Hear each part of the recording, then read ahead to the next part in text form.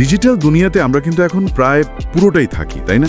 মানে ঘুম থেকে ওঠা থেকে শুরু করে আবার রাতে ঘুমাতে যাওয়া পর্যন্ত ইন্টারনেট ছাড়া যেন এক মুহূর্তও চলে না। কি ব্যাংকিং, কি শপিং, অফিসের কাজ, বন্ধুদের সাথে যোগাযোগ, সব কিছুই তো এখন অনলাইন নির্ভর।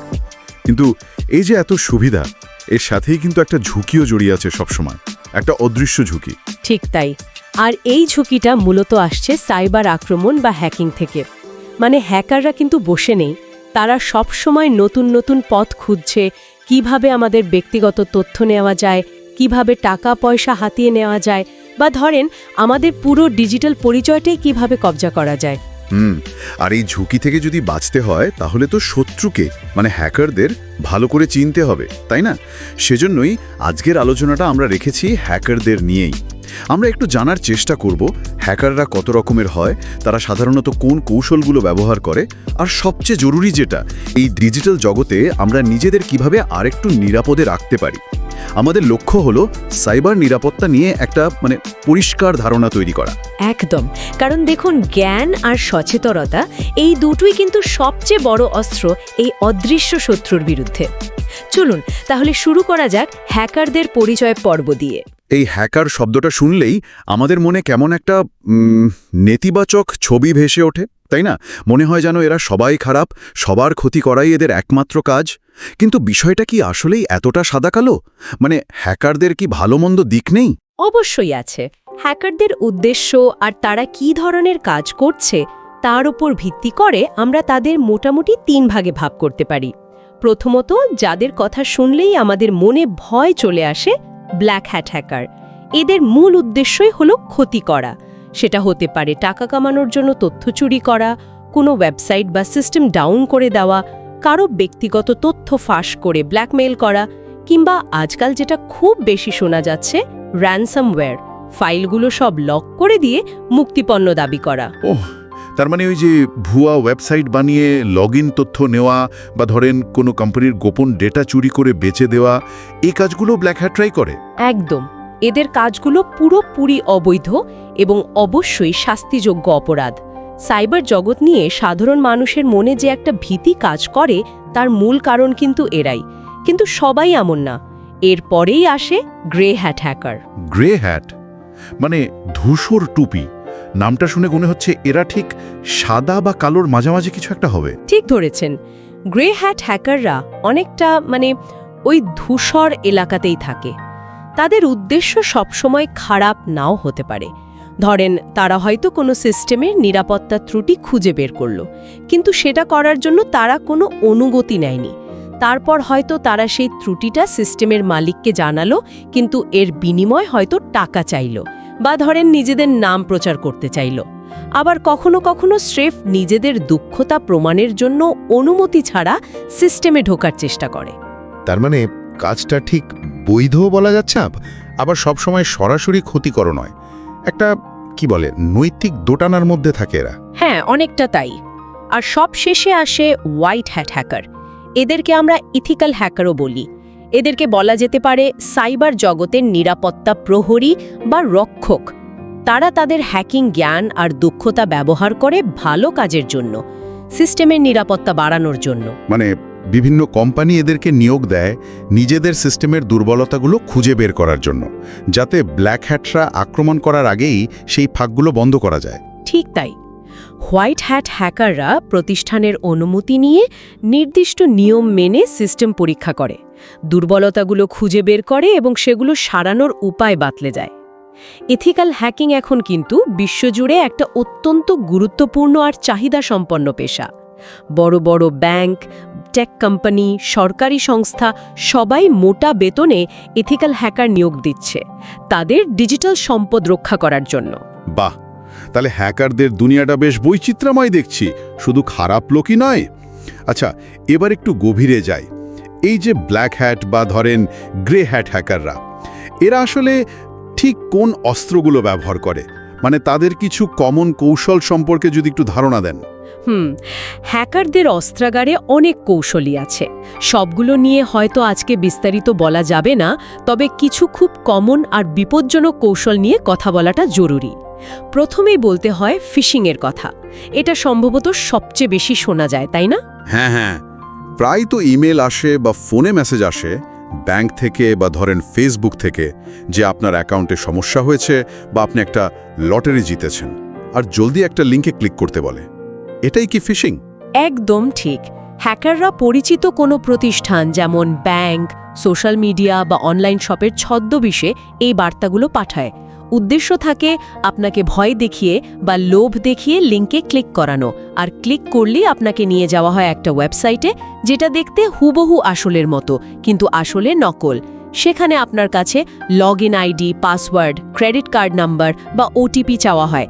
যেই আপনি তথ্যটা দিলেন, ব্যাস সেটা সোজা চলে গেল হ্যাকারের কাছে।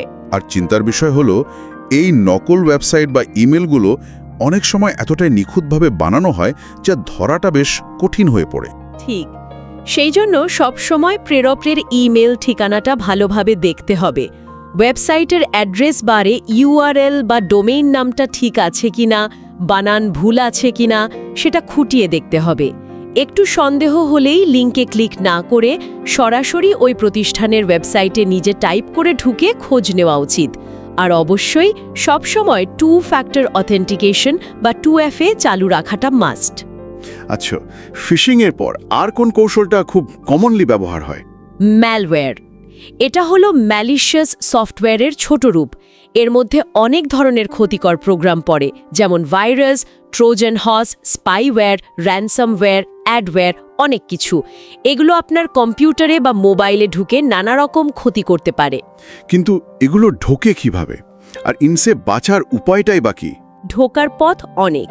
ধরেন, ক্র্যাক করা বা পাইরেটেড সফটওয়্যার ডাউনলোড করলে, ইমেলে আসা সন্দেহজনক অ্যাটাচমেন্ট খুললে, ভুয়া সফটওয়্যার আপডেটের নোটিফিকেশনে ক্লিক করলে, বা ধরেন কোনো অনিরাপদ ওয়েবসাইটে গেলেই এটা ঢুকে পড়তে পারে। ডিভাইসে ম্যালওয়্যার ঢুকলে সাধারণত স্পিড কমে যায়, ডেটা খরচ বেড়ে যায়, বা ধরেন উল্টোপাল্টা বিজ্ঞাপন আসতে শুরু করে। বাঁচার প্রধান উপায় হল সবসময় অফিসিয়াল সোর্স, মানে প্লে স্টোর বা অ্যাপ স্টোর বা সফটওয়্যারের নিজস্ব ওয়েবসাইট থেকে ডাউনলোড করা। অপারেটিং সিস্টেম আর অ্যাপস সবসময় আপ টু ডেট রাখা। আর একটা ভালো মানের অ্যান্টিভাইরাস বা অ্যান্টি ম্যালওয়্যার সফটওয়্যার ব্যবহার করা। আর হ্যাঁ, পাইরেটেড সফটওয়্যার ব্যবহার করা থেকে একদম দূরে থাকতে হবে। আর একটা কৌশলের কথা শুনি, যেখানে আমরা কিবোর্ডে কি টাইপ করছি সেটা নাকি রেকর্ড হয়ে যায়। কিলগার। হ্যাঁ, কিলগার। এটা খুবই বিপজ্জনক একটা জিনিস। এটা হতে পারে একটা সফটওয়্যার অথবা ছোট্ট একটা হার্ডওয়্যার ডিভাইস। এটার কাজ হলো আপনি কিবোর্ডে যা যা টাইপ করছেন, আপনার পাসওয়ার্ড, মেসেজ, ক্রেডিট কার্ড নম্বর সবকিছু গোপনে রেকর্ড করে হ্যাকারের কাছে পাঠিয়ে দেওয়া। এটা ম্যালওয়্যারের মাধ্যমেই বেশি ছড়ায়। তবে পাবলিক কম্পিউটার যেমন সাইবার ক্যাফেতে কেউ গোপনে একটা হার্ডওয়্যার কিলগার লাগিয়েও দিতে পারে। দেখতে হয়তো সাধারণ পেনড্রাইভের মতো লাগবে। যেটা তো তাহলে শনাক্ত করাও খুব কঠিন। খুবই কঠিন। এর থেকে বাঁচতে হলে পাবলিক বা অপরিচিত কম্পিউটারে খুব সেন্সিটিভ কিছু যেমন নেট ব্যাংকিং পাসওয়ার্ড টাইপ না করাই ভালো। নিজের ডিভাইসে ভালো অ্যান্টি ম্যালওয়্যার সফটওয়্যার ব্যবহার করা এবং নিয়মিত স্ক্যান করাটা জরুরি। পাসওয়ার্ড ম্যানেজার ব্যবহার করলে অটোফিল ফিচারটা টাইপ করার ঝুঁকি কমায়। আর অবশ্যই 2 ফ্যাক্টর অথেন্টিকেশন এখানেও একটা বড় সুরক্ষা দেয়। পাসওয়ার্ডের সুরক্ষার কথা যখন এলোই, হ্যাকাররা পাসওয়ার্ড চুরি বা ক্র্যাক করার জন্য আর কি পদ্ধতি ব্যবহার করে? পাসওয়ার্ড ভাঙার অনেক পদ্ধতি আছে, যেমন ব্রুট ফোর্স অ্যাটাক। এখানে সফটওয়্যার দিয়ে সম্ভাব্য সব ক্যারেক্টার কম্বিনেশন চেষ্টা করা হয়। সময় সাপেক্ষ, কিন্তু সহজ পাসওয়ার্ড হলে ভেঙে ফেলা যায়। আর একটা হলো ডিকশনারি অ্যাটাক। এখানে কমন শব্দ, নাম বা পরিচিত প্যাটার্নের একটা তালিকা ব্যবহার করে চেষ্টা করা হয়। তবে আজকাল সবচেয়ে ভয়ের কারণ হয়ে দাঁড়িয়েছে ক্রেডেনশিয়াল স্টাফিং। ক্রেডেনশিয়াল স্টাফিং, এটা আমার কিভাবে কাজ করে? দেখুন, প্রায়ই খবর আসে যে কোনো বড় ওয়েবসাইট হ্যাক হয়েছে আর লক্ষ লক্ষ ইউজারের ইউজারনেম পাসওয়ার্ড ফাঁস হয়ে গেছে, তাই না? হ্যাকাররা এই ফাঁস হওয়া ইউজারনেম আর পাসওয়ার্ডের তালিকাগুলো জোগাড় করে, তারপর সেই একই ইউজারনেম পাসওয়ার্ড দিয়ে তারা অন্য জনপ্রিয় সাইটগুলোতে যেমন ফেসবুক, জিমেল, নেটফ্লিক্স বা বিভিন্ন ব্যাংকিং সাইটে লগইন করার চেষ্টা করে। যেহেতু আমরা অনেকেই একই পাসওয়ার্ড একাধিক জায়গায় ব্যবহার করি। ও, বুঝেছি। মানে এক জায়গার ফাঁস হওয়া পাসওয়ার্ড দিয়ে অন্য অ্যাকাউন্টেও ঢোকার চেষ্টা করা। শক্তিশালী আর ইউনিক পাসওয়ার্ড ব্যবহার করা। পাসওয়ার্ডটা লম্বা হওয়া উচিত, কমপক্ষে 12-15 অক্ষর। তাতে বড় হাতের অক্ষর, ছোট হাতের অক্ষর, সংখ্যা আর স্পেশাল ক্যারেক্টার $, ইত্যাদি মেশানো উচিত। এতগুলো পাসওয়ার্ড মনে রাখা কঠিন, তাই পাসওয়ার্ড ম্যানেজার ব্যবহার করাটা বুদ্ধিমানের কাজ। আর 2FA তো চালু রাখতেই হবে। আচ্ছা, হ্যাকিং মানেই তো শুধু টেকনোলজির মারপ্যাচ না, মানুষকে কথার জালে ফেলেও তো তথ্য আদায় করা হয়। হ্যাঁ, এটাকে বলে সোশ্যাল ইঞ্জিনিয়ারিং। এটা আসলে টেকনিক্যাল হ্যাকিংয়ের চেয়েও বেশি মনস্তাত্ত্বিক একটা কৌশল। এখানে হ্যাকাররা সরাসরি সিস্টেম আক্রমণ না করে মানুষের বিশ্বাস, ভয়, লোভ বা কাউকে সাহায্য করার স্বাভাবিক প্রবণতাকে কাজে লাগায়। যেমন ফোন করে নিজেকে ব্যাংক কর্মকর্তা বা আইটি সাপোর্টের লোক পরিচয় দিয়ে আপনার ওটিপি বা পিন নম্বর চেয়ে নিল। অথবা ধরেন খুব লোভনীয় চাকরির অফার দিয়ে আপনার ব্যক্তিগত তথ্য বা টাকা হাতিয়ে নিল। এমনকি অফিসে ঢোকার সময় অন্য কারোর পিছু পিছু সিকিউরিটি গেট পার হয়ে যাওয়া, যেটাকে টেল গেটিং বলে, সেটাও কিন্তু সোশ্যাল ইঞ্জিনিয়ারিংয়ের মধ্যেই পড়ে। বাহ, মানে মানুষের সরলতার সুযোগ নেওয়া আর কি। এর থেকে বাঁচার উপায়টা কি তাহলে? প্রধান উপায় হলো সচেতনতা আর একটু সন্দেহপ্রবণ হওয়া। কেউ ফোনে বা ইমেলে বা মেসেজে যদি আপনার ব্যক্তিগত বা সেন্সিটিভ তথ্য চায়, তার পরিচয় সম্পর্কে 100% নিশ্চিত না হয়ে কখনোই দেবেন না। প্রয়োজনে কল কেটে দিয়ে প্রতিষ্ঠানের অফিসিয়াল হেল্পলাইন নাম্বারে ফোন করে ব্যাপারটা যাচাই করে নিন। আর সোশ্যাল মিডিয়াতে কি শেয়ার করছেন সে ব্যাপারেও সতর্ক থাকতে হবে। অতিরিক্ত ব্যক্তিগত তথ্য পাবলিকলি শেয়ার করা উচিত নয়। আরও কিছু কৌশলের কথা যদি একটু সংক্ষেপে বলেন, যেমন পাবলিক ওয়াইফাই ব্যবহার করাটা কতটা ঝুঁকির, বা ওই যে ডিডস অ্যাট্যাক, ওটা কি? অবশ্যই পাবলিক ওয়াইফাই মানে ধরেন কফি শপ, এয়ারপোর্ট বা শপিং মলের ফ্রি ওয়াইফাই, এগুলো ব্যবহারের সময় খুব সাবধান থাকতে হবে। এই ধরনের ওপেন নেটওয়ার্কে man in the middle attack হওয়াটা খুব সহজ। মানে হ্যাকাররা একটা ভুয়া ওয়াইফাই হটস্পট তৈরি করে বা নেটওয়ার্কের মধ্যে ঢুকে আপনার আর আপনি যে ওয়েবসাইটে যাচ্ছেন তার মাঝখানে বসে পড়তে পারে। তখন আপনি যা ডেটা পাঠাচ্ছেন বা রিসিভ করছেন, যেমন পাসওয়ার্ড বা ক্রেডিট কার্ড ডিটেলস, সেগুলো তারা দেখে নিতে বা চুরি করতে পারে। তাই পাবলিক ওয়াইফাইতে খুব জরুরি বা সেন্সিটিভ কাজ, যেমন অনলাইন ব্যাংকিং, না করাই ভালো। পড়তে হলে অবশ্যই VPN ব্যবহার করা উচিত। VPN আপনার ডেটা এনক্রিপ্ট করে দেয়, মানে একটা সুরক্ষিত সুড়ঙ্গের মধ্যে দিয়ে পাঠায়। আর ডিডস অ্যাট্যাকটা সাধারণত ব্যক্তি ব্যবহারকারীর চেয়ে কোনো ওয়েবসাইট বা অনলাইন সার্ভিসকে টার্গেট করে করা হয়। এখানে হ্যাকাররা অনেকগুলো কম্পিউটারকে, যেগুলো আগে থেকেই ম্যালওয়্যার দিয়ে সংক্রমিত করা, এদের বলে বটনেট, একসাথে ব্যবহার করে। এই বটনেট থেকে তারা টার্গেট করা ওয়েবসাইটে একসাথে এত বেশি পরিমাণে ভুয়া রিকোয়েস্ট বা ট্রাফিক পাঠায় যে ওই সাইটের সার্ভার আর লোড নিতে পারে না। ফলে আসল ব্যবহারকারীরা আর ওই সাইটে ঢুকতে পারে না, সাইটটা ডাউন হয়ে যায়। এটা সাধারণত কোনো ব্যবসার ক্ষতি করার জন্য, কম্পিটিশনের জন্য বা ব্ল্যাকমেল করে টাকা আদায়ের জন্য করা হয়ে থাকে। বুঝলাম, মানে হ্যাকারদের কৌশলের তো শেষ নেই, আর সেগুলো প্রতিনিয়ত বদলাচ্ছেও। এত সব ঝুঁকির কথা শুনে তো মনে হতে পারে অনলাইনে নিরাপদ থাকাটা প্রায় অসম্ভব একটা ব্যাপার। তাহলে মূল সুরক্ষা কবচগুলো কি কি, মানে বাঁচার উপায়টা কি আসলে? না, ভয় পাওয়ার কিছু নেই। দেখুন, ঝুঁকি থাকবেই, কিন্তু কিছু মৌলিক নিরাপত্তা অভ্যাস যদি আমরা গড়ে তুলতে পারি, তাহলে কিন্তু অনেকটাই নিরাপদ থাকা সম্ভব। সংক্ষেপে যদি বলি, প্রথমত, যেটা বারবার বলছি, শক্তিশালী ও ইউনিক পাসওয়ার্ড ব্যবহার করা, আর সেগুলো মনে রাখার জন্য একটা ভালো পাসওয়ার্ড ম্যানেজার ব্যবহার করা। দ্বিতীয়ত, যেখানেই সম্ভব 2 ফ্যাক্টর অথেন্টিকেশন বা 2FA চালু করা, এটা সুরক্ষার একটা অতিরিক্ত স্তর যোগ করে। তৃতীয়ত, অচেনা বা সন্দেহজনক সোর্স থেকে আসা ইমেল বা মেসেজের কোনো লিঙ্ক বা অ্যাটাচমেন্টে ক্লিক না করা। লোভনীয় অফার বা ভয়ের বার্তা দেখলেই যাচাই করা। চতুর্থত, আপনার কম্পিউটার বা মোবাইলের অপারেটিং সিস্টেম আর অন্য সব সফটওয়্যার বা অ্যাপস নিয়মিত আপডেট রাখা, কারণ কোম্পানিগুলো আপডেটের মাধ্যমেই নতুন আবিষ্কৃত নিরাপত্তা ত্রুটিগুলো, ভালনারেবিলিটিস সারি করে। পঞ্চমত, নিরাপদ ইন্টারনেট সংযোগ ব্যবহার করা, বিশেষ করে পাবলিক ওয়াইফাইতে খুব সাবধান থাকা বা VPN ব্যবহার করা। বাড়ির ওয়াইফাই রাউটারের পাসওয়ার্ডও শক্তিশালী রাখা এবং সেটিংস সুরক্ষিত করা। তবে এই যে টেকনিক্যাল ব্যবস্থাগুলো, এগুলোর পাশাপাশি সবচেয়ে গুরুত্বপূর্ণ বিষয় বোধহয় জ্ঞান আর সচেতনতা, তাই না? মানে বিপদটা সম্পর্কে জানা। নিঃসন্দেহে এটাই আসল কথা। হ্যাকাররা কিভাবে চিন্তা করে, তারা কোন ধরনের ফাঁদ পাততে পারে, এই বিষয়গুলো যদি আমরা জানি তাহলে সেই ফাঁদগুলো এড়িয়ে চলাটা অনেক সহজ হয়ে যায়। আর এখানেই কিন্তু শেখার গুরুত্বটা চলে আসে। এই জ্ঞানটা মানে হ্যাকিং কৌশল আর প্রতিরোধের উপায়গুলো, এগুলো একটু গোছানোভাবে বা স্ট্রাকচার্ড উপায়ে শেখাটা কতটা জরুরি, বিশেষ করে যারা নিজেদের ব্যক্তিগত তথ্য বা ধরুন নিজেদের প্রতিষ্ঠানের নিরাপত্তা নিয়ে একটু বেশি চিন্তিত? দেখুন, এটা খুবই জরুরি, কারণ শুধু কৌশলগুলোর নাম জানা এক জিনিস, আর সেগুলো আসলে কিভাবে কাজ করে, হ্যাকাররা কেন সফল হয়, তাদের মনস্তত্ত্বটা কি, সেটা বোঝা আরেক জিনিস। এখানেই কিন্তু এথিক্যাল হ্যাকিংয়ের মতো প্রশিক্ষণের গুরুত্বটা চলে আসে। কারণ একটা ভালো স্ট্রাকচার্ড কোর্স আপনাকে শুধু থিওরি শেখায় না, এটা আপনাকে আক্রমণের পেছনের লজিক, হ্যাকারদের ব্যবহৃত টুলসগুলো চেনায়, আর সবচেয়ে বড় কথা, ডিফেন্স ব্যবস্থাগুলো কিভাবে কাজ করে সেটার একটা গভীর ধারণা দেয়।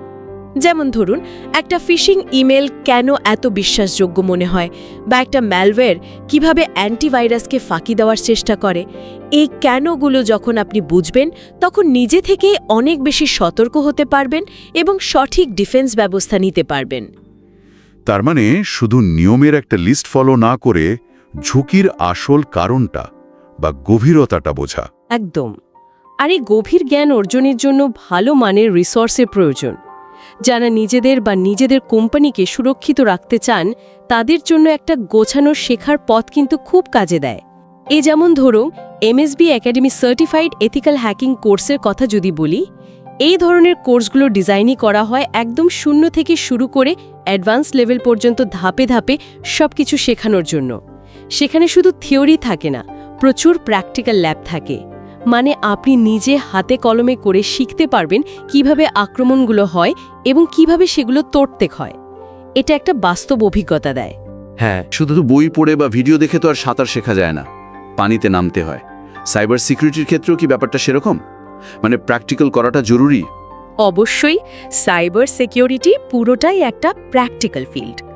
এমএসবি একাডেমির মতো ভালো প্ল্যাটফর্মগুলোর সুবিধা হলো তারা সবসময় আপ টু ডেট কন্টেন্ট দেওয়ার চেষ্টা করে, কারণ এই ফিল্ডটা খুব দ্রুত বদলায়। তারা বাস্তব জীবনের উদাহরণ ব্যবহার করে আর অনেক ক্ষেত্রে লাইফ টাইম অ্যাক্সেস আর সাপোর্ট দেয়। ধরুন, আপনি কোর্স শেষ করার পরেও কোনো সমস্যায় পড়লে বা নতুন কিছু জানতে চাইলে সাহায্য পাবেন।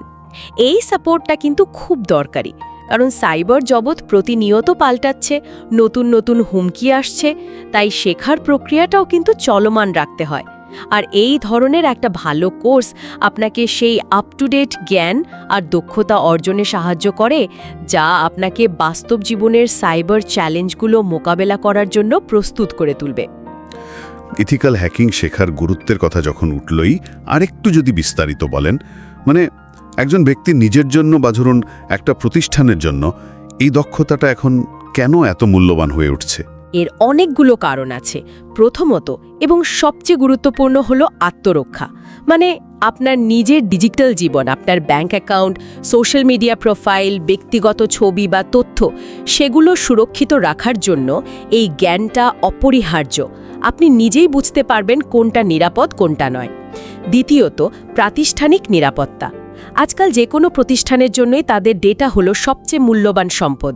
একটা সাইবার অ্যাটাক হলে শুধু আর্থিক ক্ষতিই হয় না, প্রতিষ্ঠানের সুনামও নষ্ট হয়। তাই কোম্পানিগুলোর জন্য দক্ষ ইথিক্যাল হ্যাকারের কোনো বিকল্প নেই তাদের সিস্টেমকে সুরক্ষিত রাখার জন্য। তৃতীয়ত, এটা একটা দারুণ ক্যারিয়ারের পথ খুলে দেয়। সাইবার সিকিউরিটি এক্সপার্টদের চাহিদা এখন বিশ্বজুড়ে তুঙ্গে। দেশে এবং বিদেশে সবখানে দক্ষ প্রফেশনালদের জন্য প্রচুর কাজের সুযোগ এবং বেতনও বেশ আকর্ষণীয়। চতুর্থত, এটা আপনার সামগ্রিক সচেতনতা বাড়ায়। আপনি যখন নিজে জানবেন, তখন আপনার পরিবার, বন্ধুবান্ধবদেরও আপনি সতর্ক করতে পারবেন। যেমন ফিশিং বা ম্যালওয়্যার চেনার উপায়গুলো তাদের জানাতে পারবেন। এটা পুরো কমিউনিটিকে নিরাপদ রাখতে সাহায্য করে। বাহ, আর কোনো কারণ আছে কি? হ্যাঁ, আরেকটা কারণ হলো আপনি একটা ভালো কাজে অবদান রাখতে পারছেন। ইথিক্যাল হ্যাকাররা অনেকটা ডিজিটাল দুনিয়ার গার্ডিয়ানের মতো। তারা তাদের জ্ঞান ব্যবহার করে খারাপ লোকদের আটকায়, সিস্টেমের দুর্বলতা খুঁজে বের করে সেগুলোকে সারিয়ে তোলে, ইন্টারনেটকে সবার জন্য আর একটু নিরাপদ জায়গা করে তোলার চেষ্টা করে। মানে এই দক্ষতা অর্জন করা মানে একটা পজিটিভ উদ্দেশ্যে নিজের জ্ঞানকে ব্যবহার করার সুযোগ পাওয়া। সত্যি বলতে ব্যক্তিগত সুরক্ষা, একটা ভালো ক্যারিয়ার গড়ার সুযোগ, আবার সমাজকেও নিরাপদ রাখতে সাহায্য করা, সব মিলিয়ে ইথিক্যাল হ্যাকিং শেখাটা নিঃসন্দেহে একটা দারুণ ব্যাপার। আর যারা এই পথে আসতে চান তাদের জন্য তাহলে ভালো মানের একটা প্রশিক্ষণের বিকল্প নেই বললেই চলে। একদম, কারণ দেখুন ইউটিউব বা বিভিন্ন ব্লগ থেকে টুকটাক শেখা যায় হয়তো, কিন্তু একটা স্ট্রাকচার্ড কোর্স আপনাকে অনেক বেশি গোছানোভাবে, অনেক দ্রুত এবং কার্যকরভাবে প্রস্তুত করতে পারে। আগে যেমন বলছিলাম, এমএসবি একাডেমির মতো প্ল্যাটফর্মের কোর্সগুলো এক্ষেত্রে খুবই সহায়ক হতে পারে। তাদের সার্টিফাইড এথিক্যাল হ্যাকিং কোর্সটায় যেভাবে theory, practical exercise, real life case study আর প্রয়োজনীয় সাপোর্টকে একসাথে আনা হয়েছে, সেটা একজন শিক্ষার্থীকে শুধু জ্ঞানই দেয় না, একটা আত্মবিশ্বাসও যোগায়। মূল লক্ষ্য তো এটাই হওয়া উচিত, সাইবার হুমকিগুলো চেনা, বোঝা এবং সেগুলোকে মোকাবেলা করার জন্য প্রয়োজনীয় দক্ষতা আর সঠিক মানসিকতা তৈরি করা। তাহলে আজকের আলোচনা থেকে আমরা যে মূল বার্তাটা নিতে পারি সেটা হলো, ডিজিটাল দুনিয়ায় ঝুঁকি অবশ্যই আছে, কিন্তু ভয় পেয়ে ইন্টারনেট ব্যবহার বন্ধ করে দেওয়াটা কোনো সমাধান নয়। বরং জ্ঞান, সচেতনতা এবং সঠিক নিরাপত্তা ব্যবস্থাগুলো যদি আমরা ঠিকঠাকভাবে গ্রহণ করি, তাহলে এই ঝুঁকিগুলো আমরা অনেকটাই নিয়ন্ত্রণ করতে পারি এবং ইন্টারনেটকে নিরাপদে ব্যবহার করতে পারি। ঠিক তাই। হ্যাকারদের কৌশল যতই জটিল বা ভয়ঙ্কর হোক না কেন, আমাদের হাতেও কিন্তু অস্ত্র আছে। আর সেই সবচেয়ে শক্তিশালী অস্ত্রটাই হলো জ্ঞান এবং সতর্কতা। এই জ্ঞানটা অর্জন করা এবং সব সময় সতর্ক থাকা, এটাই আমাদের প্রধান দায়িত্ব হওয়া উচিত। তাহলে শেষ করার আগে আমাদের শ্রোতাদের জন্য একটা ছোট্ট চিন্তার খোরাক রেখে যাই। আজকের আলোচনার পর একটু সময় নিয়ে নিজের ডিজিটাল অভ্যাসগুলোর দিকে একবার তাকান। হতে পারে সেটা আপনার পাসওয়ার্ড ব্যবহারের নিয়মটা, কিংবা পাবলিক ওয়াইফাই পেলেই কানেক্ট করার অভ্যাসটা, অথবা সোশ্যাল মিডিয়াতে আপনি ঠিক কী ধরনের তথ্য শেয়ার করছেন। একটু ভেবে দেখুন তো, সেখানে নিরাপত্তার কোনো ফাঁক থেকে যাচ্ছে না তো? আজই কি কোনো একটা ছোট্ট পরিবর্তন এনে সেই জায়গাটাকে আরেকটু নিরাপদ করা সম্ভব? আপনার ডিজিটাল সুরক্ষার দেয়ালটা এই মুহূর্তে ঠিক কতটা মজবুত, একটু ভেবে দেখার সময় এসছে, কি বলেন?